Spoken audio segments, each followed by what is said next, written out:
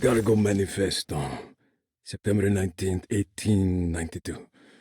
Break Shipping Company delivered 4 steamer trunks, 1 Egyptian sarcophagus, and a large wooden crate belonging to the showman called the Black Pharaoh, performing at 18th Street. Here we go. The address where Jeremy first encountered the Dark Man.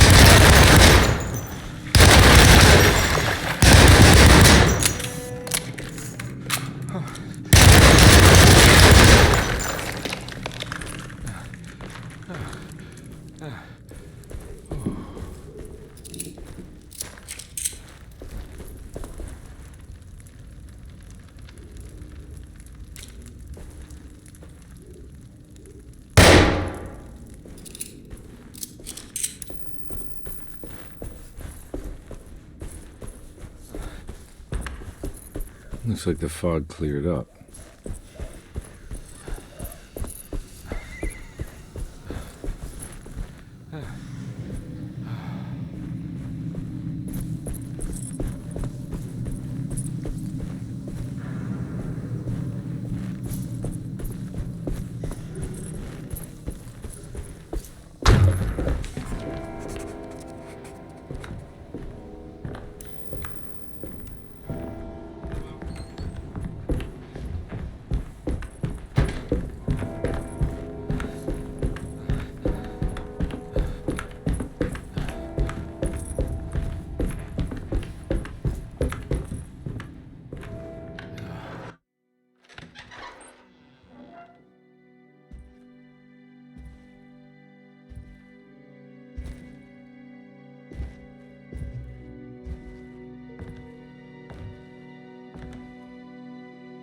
You want to tell me what this is all about? Welcome, Detective, to the greatest show this side of the Mississippi. Nyarlathotep, the Black Pharaoh, the ancient magician who lived 1,000 lives and wore 1,000 masks. I can see why you settled on calling him the Dark Man. Saves your breath. So, you got scared by a stage magician, and now he's living inside your head. You can mock me, Detective, but you would be the crazy one to think his presence can be ignored. Look where we are!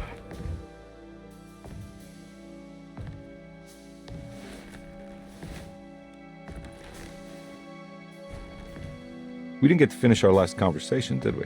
You were about to tell me how to break the contract with the Dark Man. No, we can't.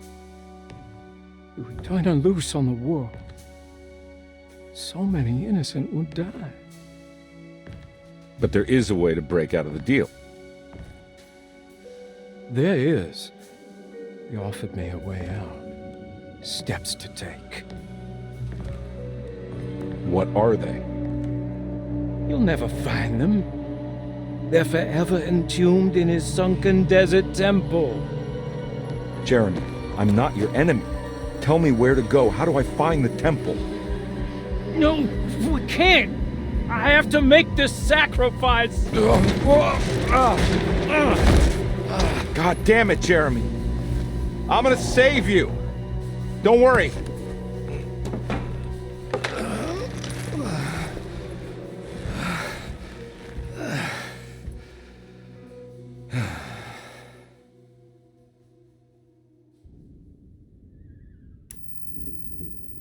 How do you save someone who doesn't want to be saved?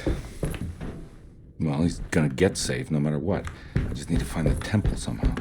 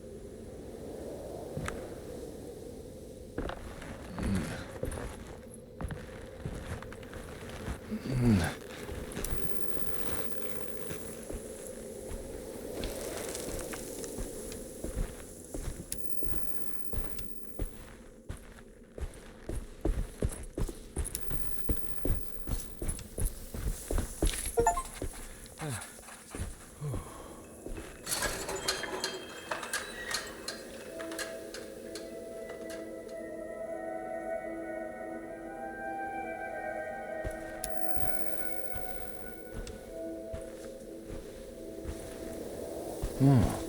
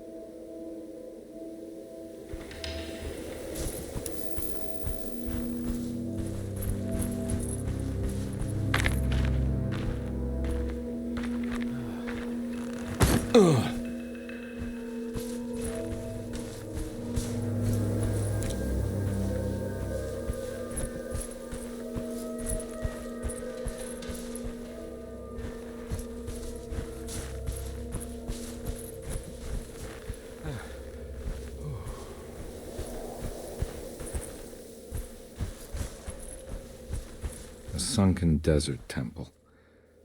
I better get down there.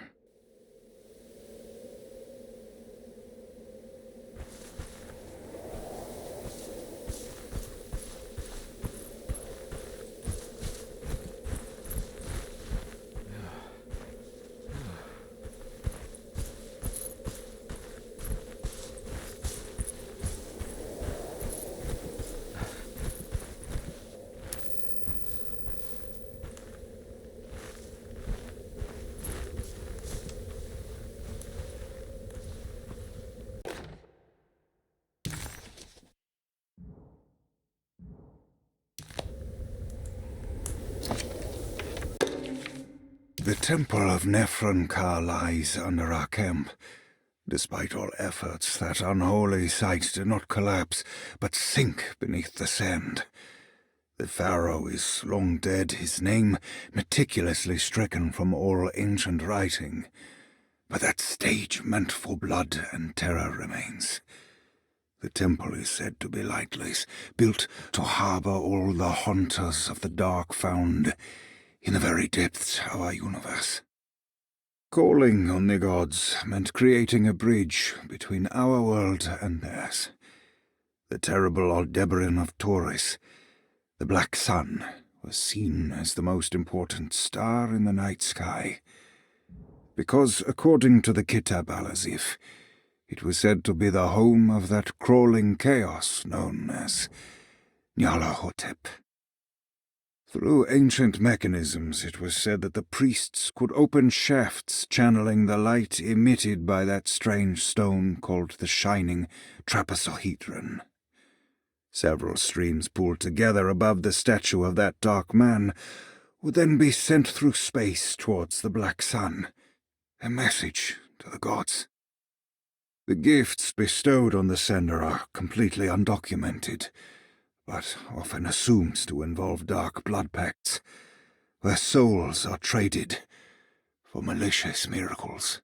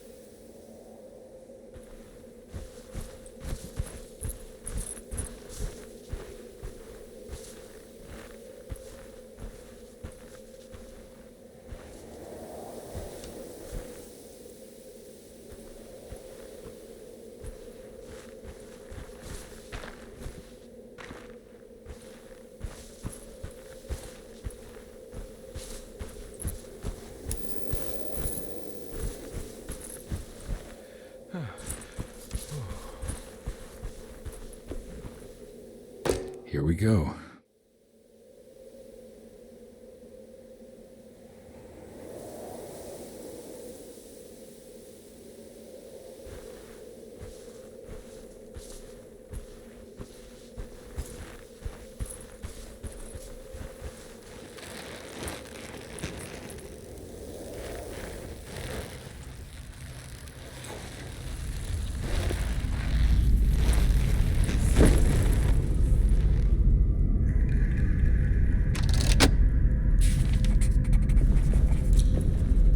star constellation from one of Jeremy's books. The Taurus. And one star's clearly bigger. Must be important. The Dark Man's temple was buried beneath the sand, a cursed and dark place. Every step felt ill-considered. Conby needed to find the contract that Jeremy signed with the Dark Man and get the hell out of here before he went completely mad.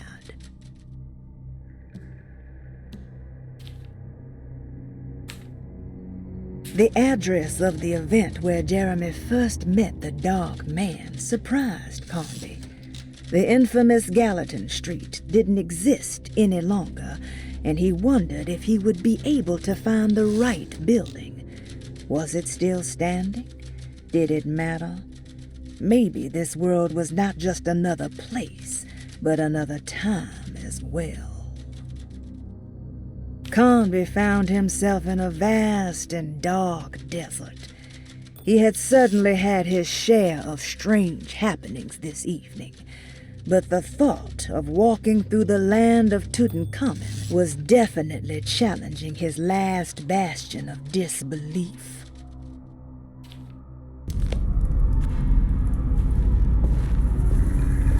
I got a feeling this is it. This is where the contract is hidden. But how do I get to it?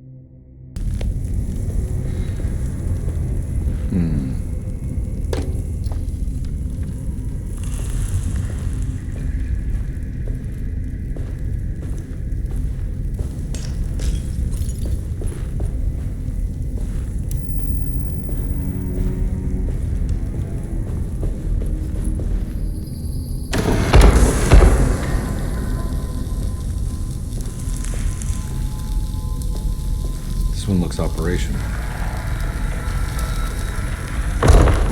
Good work.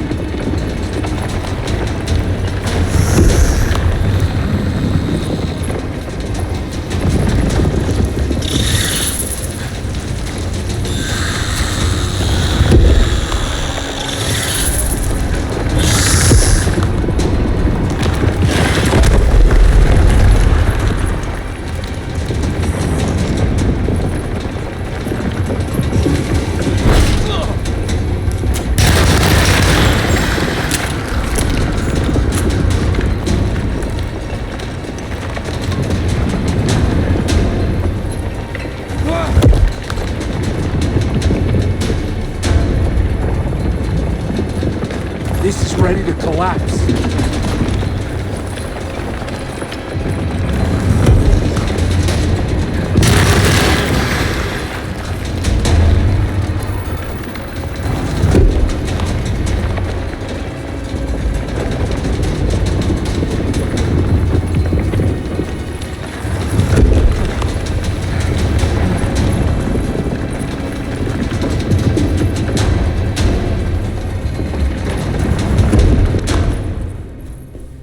What is going on?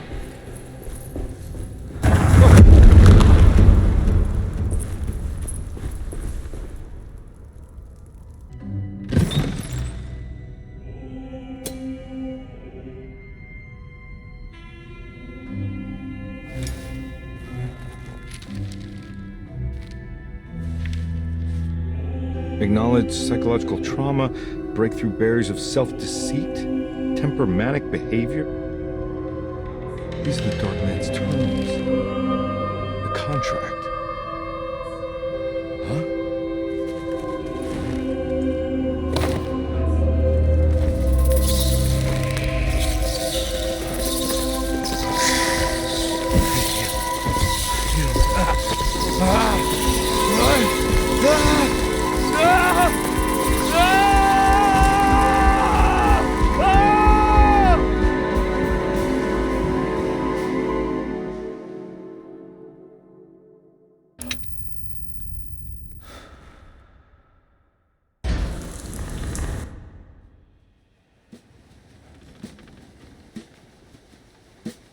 Hey. Hey, detective?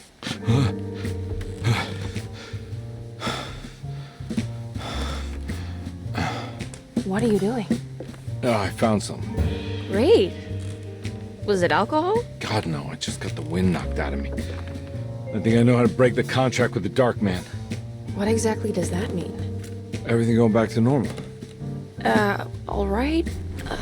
I found some more information on Dorsetto and the patients. There are some seriously strange things going on here. I'm pretty sure 2 of the patients are dead and maybe even the clerk. Oh, yeah. I kind of just gave up on worrying about that. Well, just keep your eyes open, I suppose. What were you doing again? Jeremy made a pact with the Dark Man to keep all the madness locked inside Dorsetto. All right. I'm gonna break it. I just have to... Where is it? Where's the talisman? It's around your neck? Ah! Ah! I worry, detective. Don't, I'm fine. I worry that you're not much help on this case. At least you're a good distraction. Trust me. You're getting your money's worth. At this rate, I'm an absolute bargain.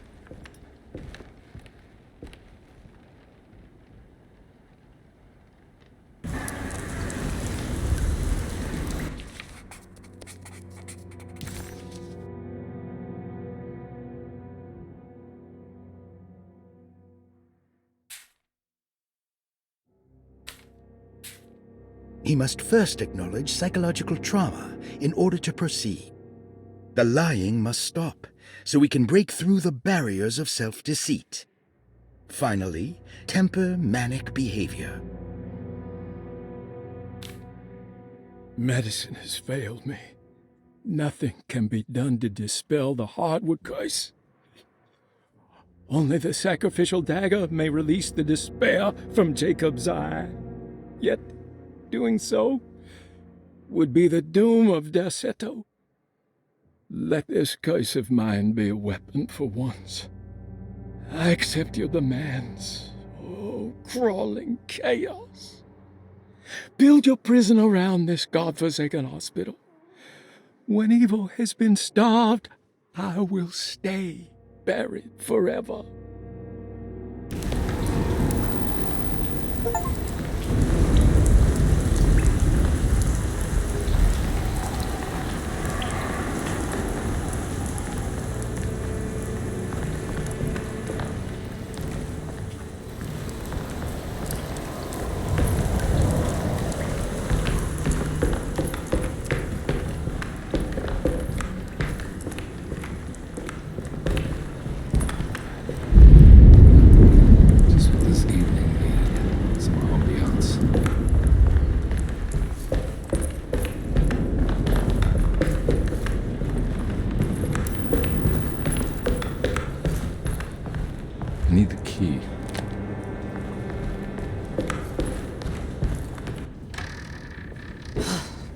to be around here somewhere.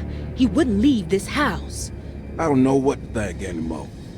You run into that detective fella? Who is he? Can he be trusted? I think he one of the good guys. Well, you know, like us.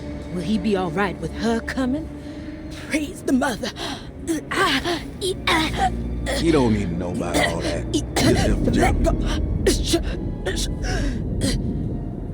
Just calm down.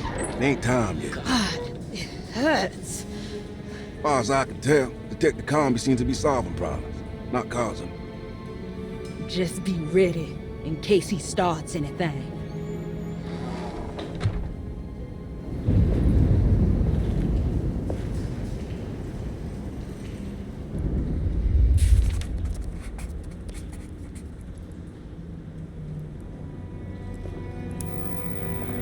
The two orderlies still hadn't found Jeremy. Conby figured this was good news. Emily had reminded him about some strange deaths at Deseto, and Conby wasn't sure who he could trust. Conby never thought he'd be so happy to be back at Deseto. It felt like he had crawled through a long, dark tunnel of misery and regret. Now that he was back, Conby could look into the steps mentioned in the contract, but there was one thing that gnawed on him. What exactly did this have to do with Dr. Gray?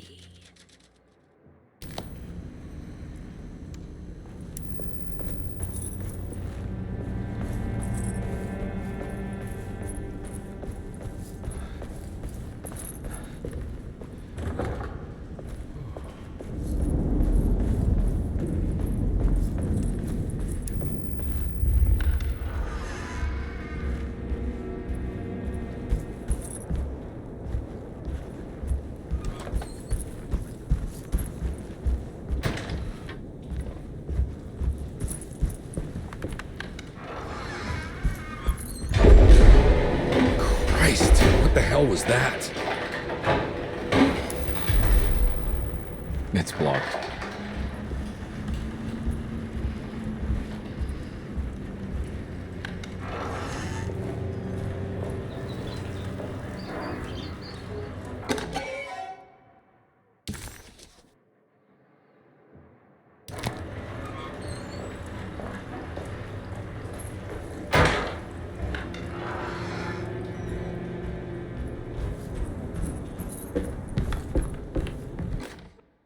We must have faith that Jeremy's pact with the Dark Man is a bluff.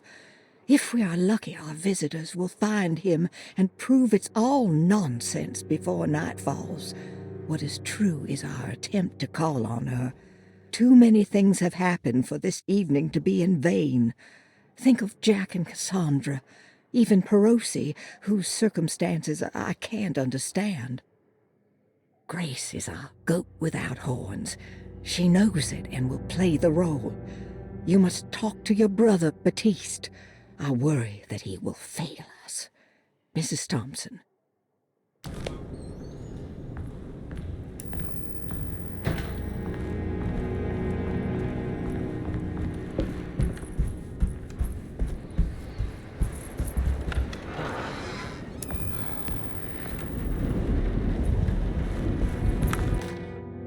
Lunacy and the Astarte Artist Colony, a monograph by Yael Klein.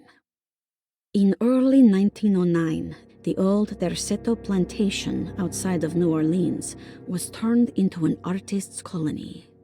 3 famous European artists rented the house and the surrounding land from the owner, the Ledoux family.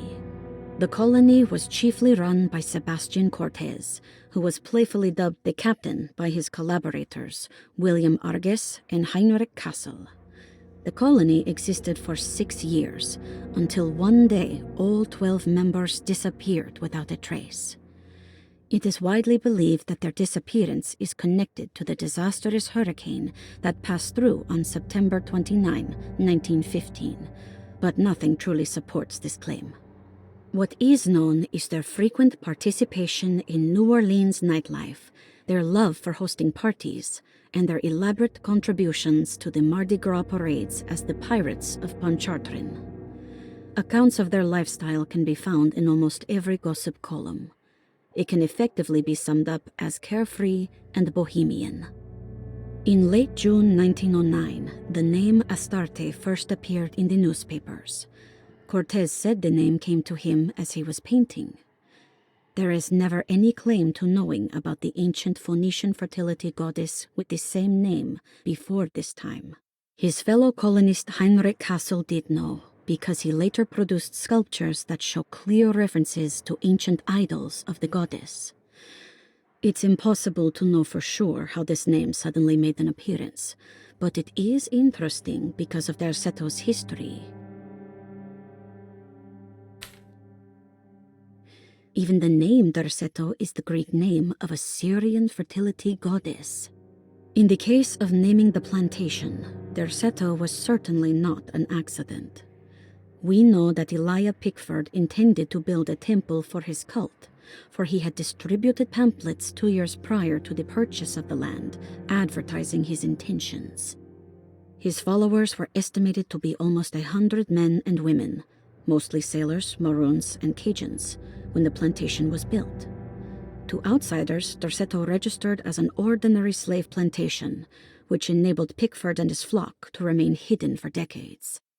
The official story is that the cult lasted until 1862, when the Union Army came and burned down the plantation and scattered all who lived there. Following the Civil War, new people started to congregate in the ruins of Derceto to invent a new fertility goddess, the Shub-Niggurath. As much as Derceto is a particular name to have heard of, it's not entirely uncommon among the learned. Astarte is equally known and could have been subconsciously chosen by well-read artists. Shub-Niggurath is, on the other hand, very uncommon. Almost impossible that anyone in Louisiana would have heard that name.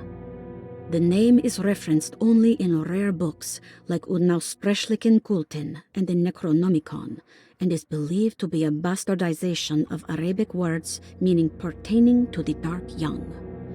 The few paragraphs printed on the goddess are so upsetting that no one in their right mind would want to build a religion resting on such qualities.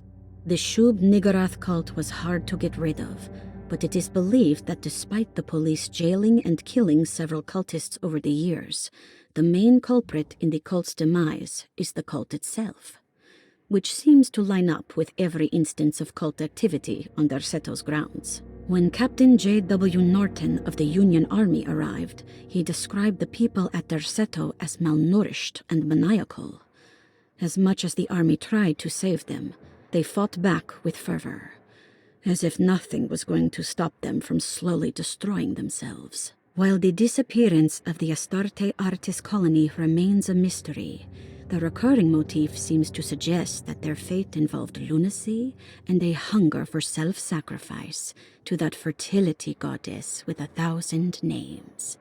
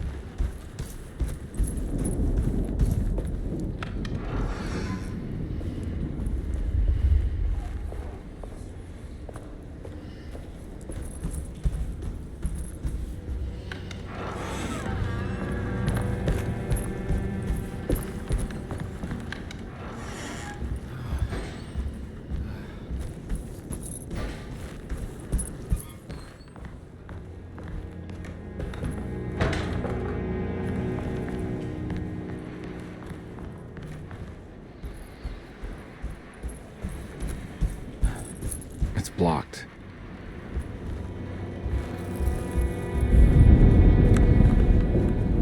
We can't let her ruin our plans. I heard him and Emily fight. You don't have to worry. I don't want to run into the orderlies right now. This place. Not sure I can trust them. Quiet.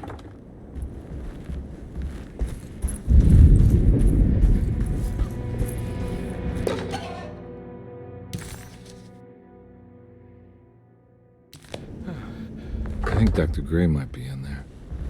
Perfect time to snoop around his office, then.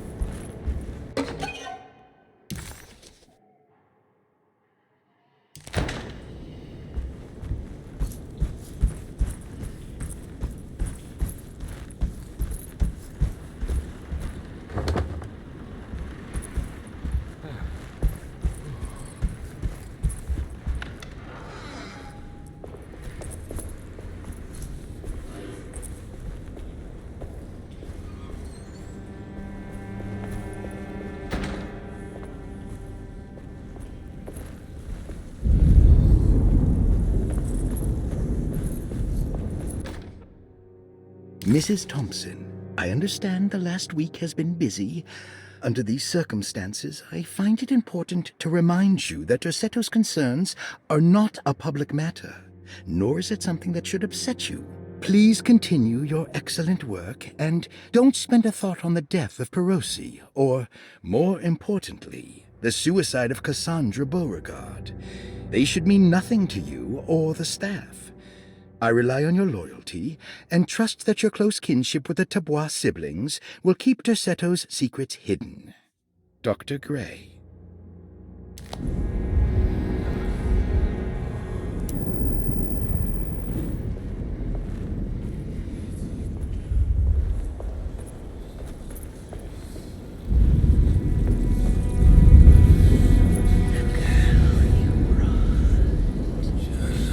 What is that?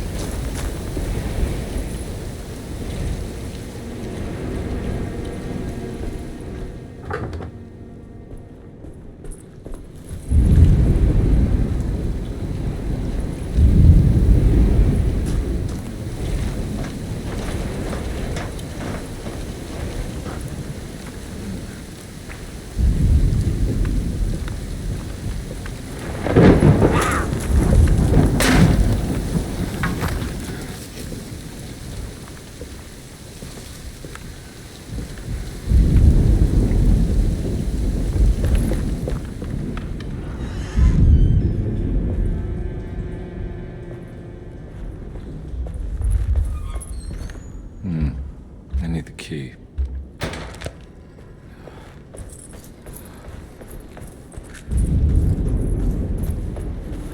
I can't leave. I got a job to do.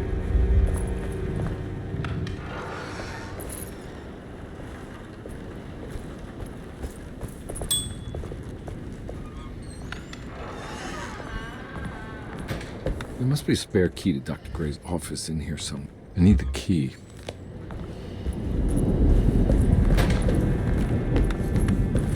I don't have the combination for this, but maybe Jeremy did.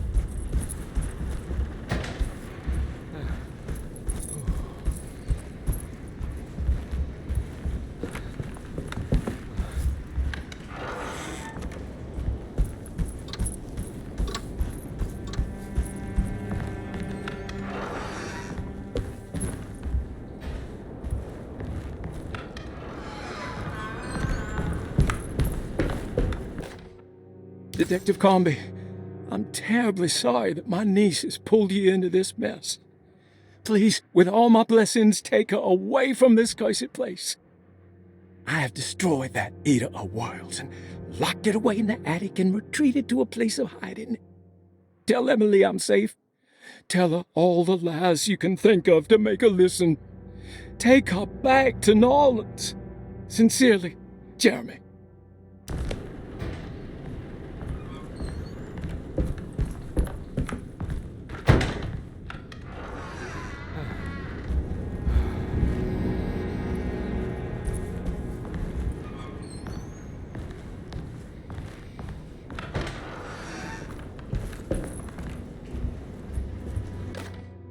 Brother, I need you to trust me. This is the most important moment in our family's history. I know you have doubts and that the terrible Mama Loa told you lies. I would never betray you.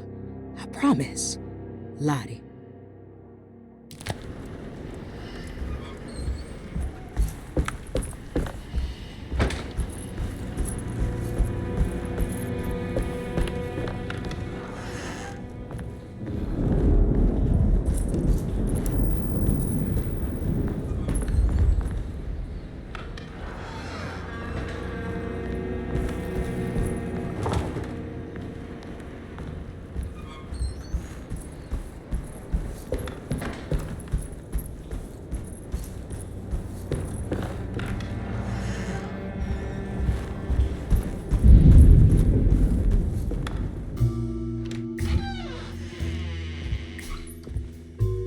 Detective Conby. Good to see you again. Solved your case yet?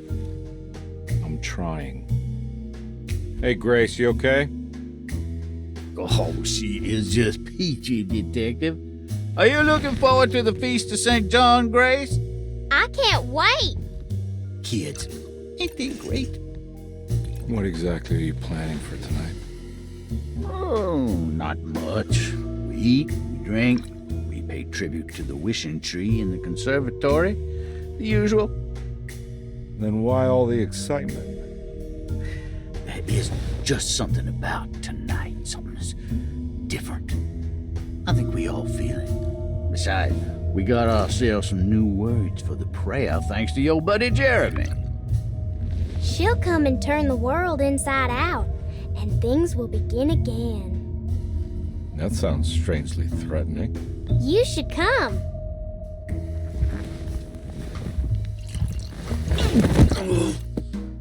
God damn it, Grace, stay put for once.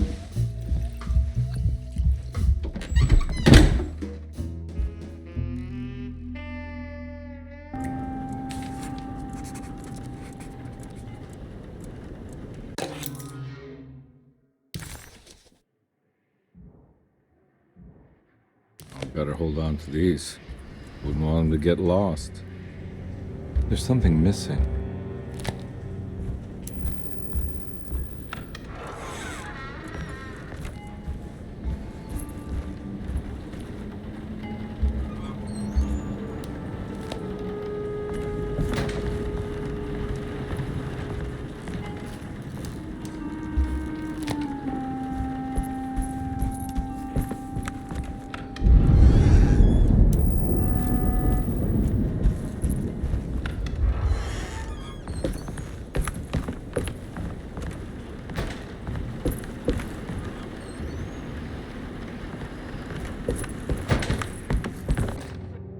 Jeremy knew that the only one who could help him now was the guest in room number 3. The room seemed to have been empty for so long. But that wasn't allowed to be true. The story needed to be different. To include something from the outside, he would bring the guest back to room 3 and show them what was in that safe. 913.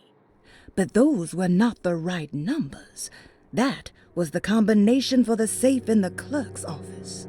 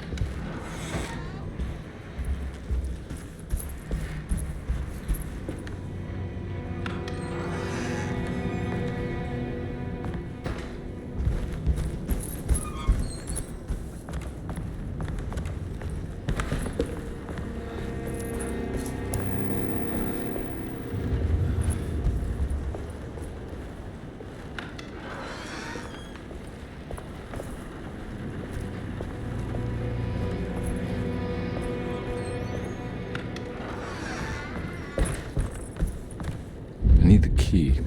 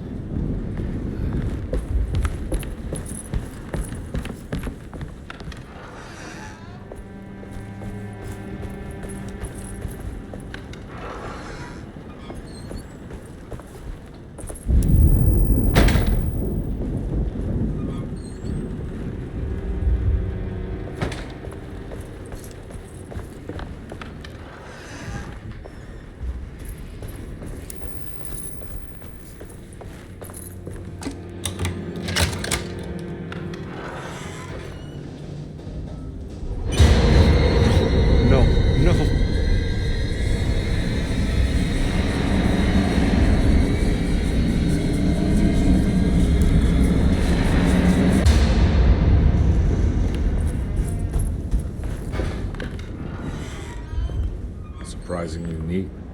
Maybe I've been selling that old barfly short.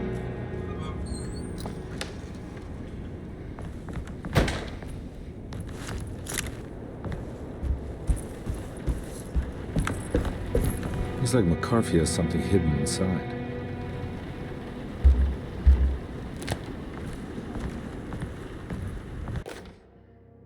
Sometimes I think this place makes me worse. That Derceto might be my grave. A coffin made of ostentatious architecture. A Taj Mahal for the drunken depressed. There's something about Derceto. Something about Dr. Gray. Like we all pretend that we're here to get better, when in fact we are here to be forgotten.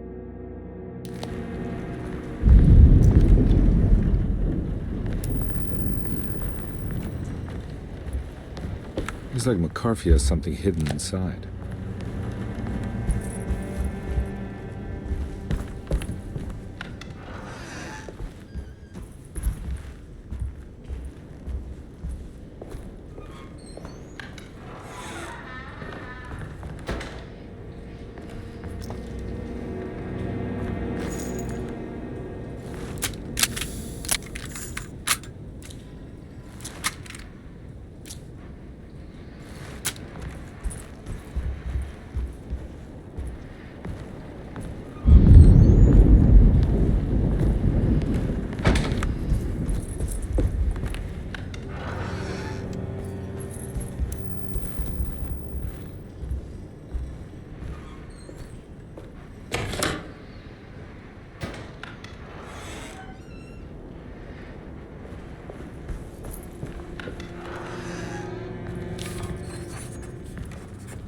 This is my room.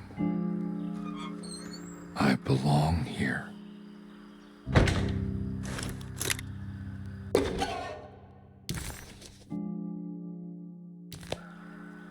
I recognize this view.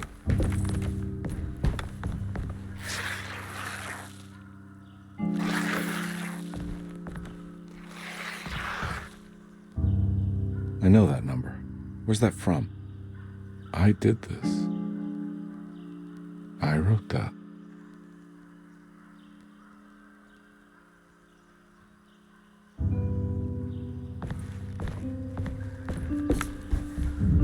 I know the combination. I carry it with me.